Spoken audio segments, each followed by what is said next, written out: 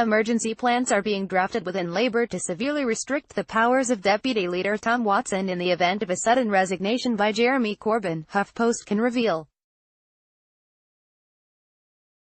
A proposed change to the party rulebook circulated to senior figures includes a key new curb on any acting leader, forcing them to subject all of their actions to the prior approval of the ruling National Executive Committee (NEC). When a Labour leader steps aside, the deputy leader automatically becomes acting leader in their place while a new election is arranged. However, the leadership election can take many months, and supporters of Corbyn are determined that the party should stick with his political direction should he have to step aside for any reason.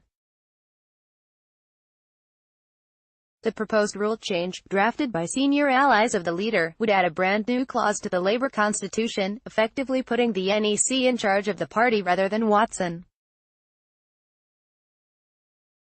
It aims to set out for the first time the acting leader's scope for action, powers, requirement for approval of actions by the NEC and any other qualifications on the scope of the role. Crucially, the rule change proposes the NEC can immediately incorporate the reform, pending a more permanent solution approved by next year's party conference. The wording of the change, buried in new NEC papers and leaked to HuffPost, seeks to amend the current rules on what happens when there is a leadership vacancy in opposition.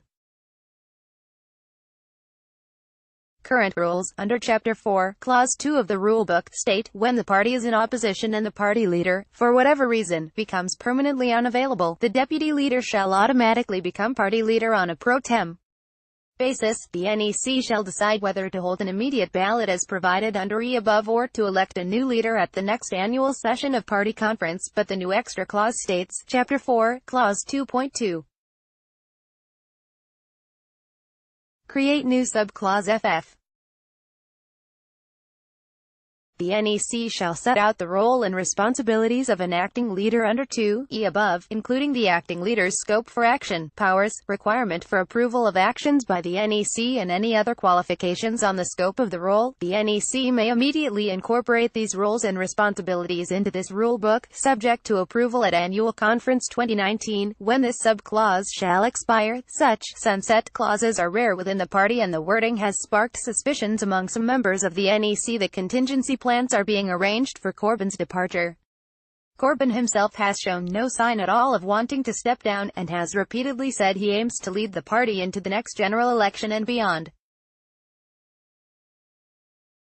He has spent the summer on the campaign trail, and his allies insist his hunger for the job has increased and not diminished. A Labour source said that it was complete and utter rubbish to suggest Corbyn was intending to step aside. However, the immediate effect of the new rule change has sparked speculation among some MPs as to the reason for urgency.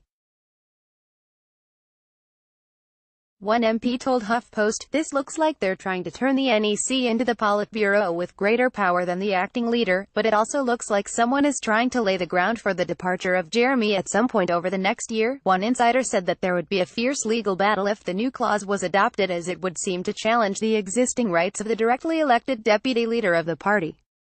A senior figure added, "It's an unenforceable act of paranoid Bolshevism." An NEC member said, "There is a lot of stuff about leadership elections that has made people wonder what will happen after conference." Watson was elected in 2015 with a big personal mandate of 198,962 votes of party members and union affiliates.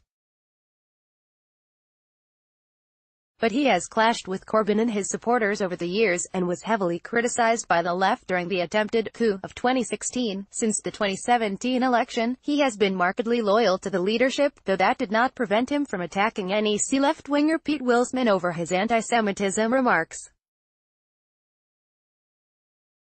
The party's ruling NEC is already preparing for big battles over MP reselection and leadership rule changes at its meeting on Tuesday.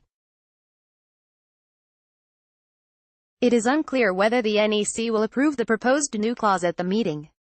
Former deputy leader Harriet Harman was acting leader from May until September in 2015, a period during which some on the left believe the party failed to properly oppose Tory welfare cuts.